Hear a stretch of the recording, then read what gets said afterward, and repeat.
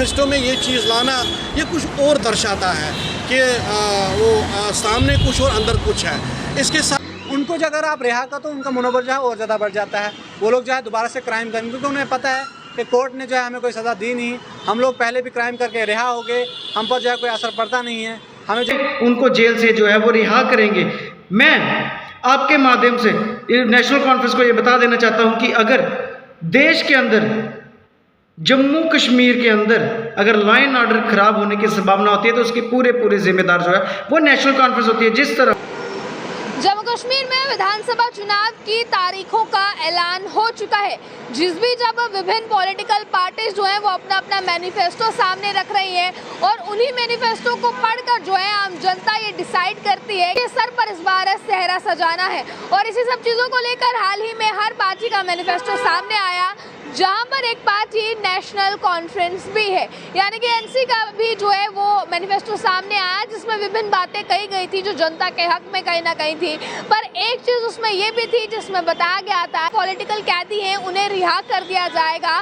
पर सवाल ये उठता है कि क्या आम जनता इस चीज़ को एक्सेप्ट करती है, क्या इससे लॉ एंड ऑर्डर पर फर्क पड़ेगा? ये तमाम चीज़ें जानेंगे, आम जनता की ही राय इस पर जानेंगे कि आम जनता की इस पर क्या राय है, क्योंकि चुनने वाली आम जनता है, देखने वाली आम जनता है और समझने वाली भी आम जनता है। तो नजर डालें स्पेशल रिपोर्ट की ओर।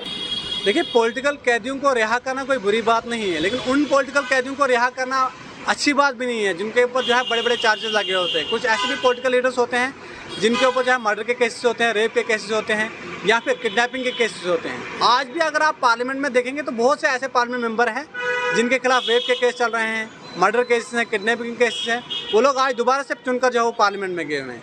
अगर नेशनल कॉन्फ्रेंस ने अपने मैनिफेस्टो में ऐसा रखा है तो मुझे लग रहा है कि नेशनल कॉन्फ्रेंस ने क्या सोच के रखा वो तो नेशनल कॉन्फ्रेंस वाले जानेंगे, लेकिन मैं एक आम शहरी होने के नाते यही कहूँगा कि उन लीडर्स को कभी भी रिहा नहीं करना चाहिए जो लोग वुमेंस के अगेंस्ट जो है वो उनके रेप केस में जो है मुलव्वस होते हैं, किडनैपिंग में मुलव्वस होते हैं या फिर उनको थ्रेट देने में मुलव्वस होते हैं या किडनैपिंग के मामले में मुलव्वस होते हैं, तो ऐसे लीडर को जो है वो रिहा नहीं करना चाहिए। हाँ, अगर किसी पर नॉर्मल केस है, जैसे कुछ पॉलिटिकल लीडर्स या सोशल पॉलिटिकल एक्टिविस्ट ऐसे भी होते हैं जिन पर नॉर्मल केसेस में भी जो है उन्हें अंदर किया गया होता है, चाहे वो एहतजाज के दौरान उन पर PSA लगाया गया हो, UAPA लगाया गया हो, तो उन लीडर्स को अगर रिहा किया जाए तो अच्छी बात है। लेकिन जो बड़े केसेस में मुलव्वस होते हैं तो ऐसे लीडर्स को रिहा करना कोई अच्छी बात नहीं है। नेताओं को रिहा किया जाता है तो लॉ एंड ऑर्डर पे कितना फर्क? देखिए, बहुत फ़र्क पड़ेगा। उन लोगों का जो मनोबल है वो और ज़्यादा बढ़ जाता है। जिन लोगों ने पहले से ही किडनैपिंग के मामलों पर जो है वो ऐसे काम किए हों या फिर उनने सेक्स एक्सप्लॉयटेशन पर जो है वो काम किया हो, वो लोग जो है लड़कों को हरास किया हो, उनको जो अगर आप रिहा कर तो उनका मनोबल जो है और ज़्यादा बढ़ जाता है। वो लोग जो है दोबारा से क्राइम करेंगे, क्योंकि उन्हें पता है कि कोर्ट ने जो है हमें कोई सज़ा दी नहीं, हम लोग पहले भी क्राइम करके रिहा हो गए, हम पर जो है कोई असर पड़ता नहीं है, हमें जो है कोई फ़र्क पड़ेगा नहीं। आने वाले वक्त में दोबारा से क्राइम करेंगे, हमें कौन पूछेगा? हमें पता है कि कैसे रिहा होना है, कैसे अंदर जाना है, कैसे बाहर आना है। तो उससे जो है उन लोगों का मनोबल और बढ़ जाता है। इससे जो है देश में क्राइम ज़्यादा बढ़ेगा और इससे जो है लॉ एंड ऑर्डर में जो है काफ़ी ज़्यादा फ़र्क पड़ता है। और कहीं ना कहीं तमाम लोग जो है वो लॉ एंड ऑर्डर पर सवाल उठाते हैं, क्योंकि हिंदुस्तान का जो लॉ एंड ऑर्डर है उस पर अगर सवाल उठाए जाएंगे तो आप समझते हैं कहीं ना कहीं ये डेमोक्रेसी में जो है अच्छी बात नहीं है। इसलिए उन तमाम लीडर्स को जो है वो रिहा नहीं किया जाना चाहिए जो लोग जो है इन्हें बड़े बड़े केस में जो है वो मुलव्वस होते हैं। नेशनल कॉन्फ्रेंस है, ये आतंकी समर्थन पार्टी है। इसने 70 सालों से आतंकी को पनाह दी, आतंकी को बढ़ावा दी और जम्मू कश्मीर को तोड़ने की साजिश की। मैं नेशनल कॉन्फ्रेंस को ये चीज़ बता देना चाहता हूँ कि अगर नेशनल कॉन्फ्रेंस आतंकी समर्थन को लेते हुए इलेक्शन मैनिफेस्टो में जो कह रही है कि पॉलिटिकल प्रिजनर्स जो जेल में जो पॉलिटिकल जो नेता जो कैदी बैठे हैं, जो देश विरोधी नारे लगाते हैं, जो टेरर फंडिंग मामले में कई सालों से देश के अंदर जो देश को तोड़ने का काम कर रहे थे, उसे सरकार द्वारा जो है कोर्ट द्वारा जो उन्होंने कई सालों से जेल के अंदर बिठाया जा रहा है। और नेशनल कॉन्फ्रेंस जो उनको समर्थन कर रही है और बता रही है इलेक्शन मैनिफेस्टो में कि हमारी सरकार आएगी तो हमें उनको जेल से जो है वो रिहा करेंगे। मैं आपके माध्यम से नेशनल कॉन्फ्रेंस को ये बता देना चाहता हूं कि अगर देश के अंदर जम्मू कश्मीर के अंदर अगर लॉ एंड ऑर्डर खराब होने की संभावना होती है तो उसकी पूरे जिम्मेदार जो है वो नेशनल कॉन्फ्रेंस होती है। जिस तरह हमने नेशनल कॉन्फ्रेंस का मैनिफेस्टो देखा है, हर कोई पार्टी जो इलेक्शन से पहले अपना एक मैनिफेस्टो बनाती है तो फ़र्ज़ भी है और लोगों के जो हित में होगा तो उसको हर कोई वेलकम करता है।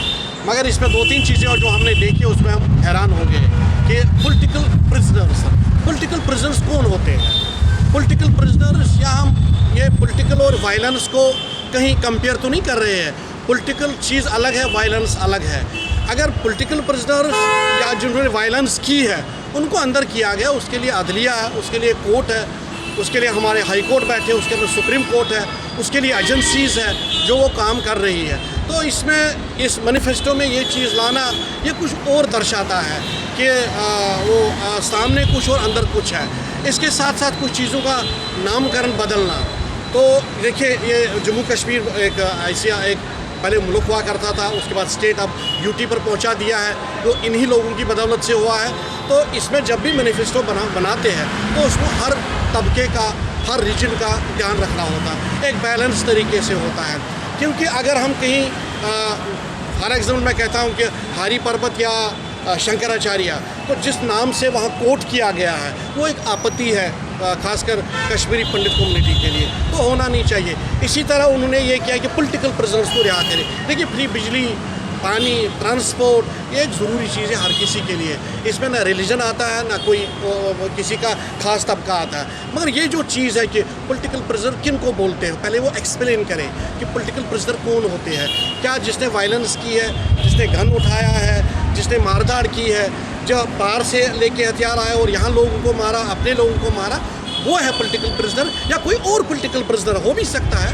तो इसलिए उनकी वजाहत चाहिए। देखिए, नेचुरली है, अब जिसको कानून ने किसी मतलब दफ़ा के तहत अंदर किया गया है, तो उसको तो इस तरह बंद नहीं किया गया ना, आम आदमी को थोड़ी सड़क से उठाया उसको बंद रखा है। जब तक कि उसके पीछे कोई ऐसा कोई वारदात नहीं की होगी उसने, तभी तो उस दफ़ा के तहत, उस जो जो कानून है, उस कानून के तहत उसको जेल में रखा गया। उसके लिए अदालतें हैं, उनको अदालतों का काम है ये चीज़। जो अदालतों का काम, उनको अदालतों पर छोड़िए। जो पॉलिटिकल पार्टीज़ का काम है लोगों का भला करना, लोगों के मसाइल, बेरोज़गारी पर सोचना, जरूरत पर ध्यान देना, महंगाई पर ध्यान देना, उनका काम ये होता है।